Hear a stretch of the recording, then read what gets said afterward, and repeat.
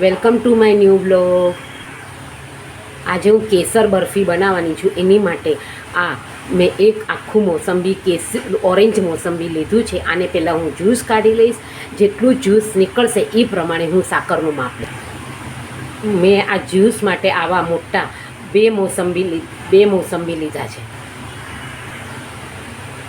તો કેસરી બરફી બનાવવા માટે મેં બધા ઇન્ગ્રીડિયન્ટ્સ તૈયાર કરી લીધા છે. બે મોટા મોસંબીનો મેં જ્યુસ કરી લીધો છે. આ 1 ટીસ્પૂન જેટલું ઘી છે. આ 125 ml દૂધ છે. આ એક જેટલો જ્યુસ છે એને કરતાં થોડીક વધારે મેં મિશ્રી લીધી છે. આને મેં હવે ઘીથી ગ્રીસ કરી લીધું છે. હવે હું સૌ પ્રથમ દૂધને ઉકળવા દઈશ અને માવા જેવું બનવા દઈશ. અને આ વરખ છે, આને ગાર્નિશિંગ માટે એનો ઉપયોગ કરીશ. અને પિસ્તા પણ હું લઈશ. આ ગાર્નિશિંગ માટે મેં પિસ્તા અને વરખથી હું એનું ગાર્નિશિંગ કરીશ. મેં અહીંયા દૂધ ઉકળવા મૂકી દીધું છે. હું એની સાથે જ મિશ્રી પધરાવી દઉં છું. હું એક સરખું હલાવતું રહીશ. ને આ કેસરને મેં ગરમ દૂધમાં 5 મિનિટ માટે પલાળી દીધું છે. પછી એ કેસરવાળું દૂધ હું આમાં પધરાવી દઈશ. અડધું જેટલું આપણું દૂધ ઉકળી ગયું છે. હવે એમાં હું 1 ટીસ્પૂન જેટલું ઘી પધરાવીશ. ફરીથી હું 1 ટીસ્પૂન જેટલું ઘી પધરાવીશ.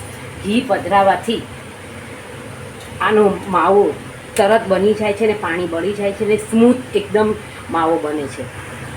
ટોટલ મેં આ 1 ટીસ્પૂન કરીને 2 વાર ઘી પધરાયું છે આમાં. હવે આપણી આ સામગ્રી બોટમ છોડવા માંડી છે. અને હું બધી જ સામગ્રી ફાસ્ટ ગેસ ઉપર મીડિયમ ટુ લો ફ્લેમ પર જ કરું છું.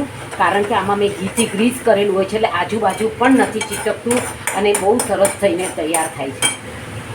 હવે હું આમાં ફ્રેશ જ્યુસ પધરાવીશ અને કેસરવાળું દૂધ પણ પધરાવીશ. આમાં મેં ફ્રેશ જ્યુસ પધરાવી દીધો છે અને હું આ કેસરવાળું દૂધ પણ પધરાવું છું. હવે હું એને એક સરખું હલાવીને સતત એક રસ થશે અને ગોટી પડતું થશે ત્યાં સુધી એને હલાવીશ અને તૈયાર કરીશ. આ લચકા પડતું પણ થઈ ગયું છે અને તમે જોઈ શકો છો આની સરસ ગોટી વળે છે. આ વસ્તુ ચેક કરવાથી આપણે એકદમ જ સરસ થરીને તૈયાર થશે આપણી મીઠાઈ.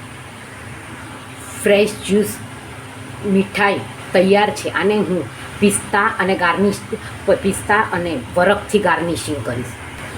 તો આ આપણી ફ્રેશ જ્યુસ મીઠાઈ રેડી છે. હવે હું એને વરખથી ગાર્નિશિંગ કરીશ. અને આ મેં ઇન્સ્ટન્ટ જ જ્યુસ કાઢ્યો છે. કારણ કે આપણે મોસંબી અથવા સંતરાનો જ્યુસ કાઢીને રાખીએ છીએ તો એ સ્વાદમાં કડવો થઈ જાય છે.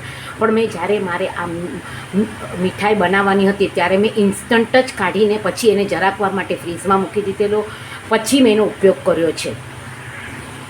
વરખ અને પિસ્તાથી ગાર્નિશિંગ કરીને તૈયાર છે. તો આપણી આ ફ્રેશ જ્યુસ મોસંબી ફ્રેશ જ્યુસ અથવા મોસંબી પંચને ઉપયોગ કરીને મેં આ સામગ્રી તૈયાર કરી છે.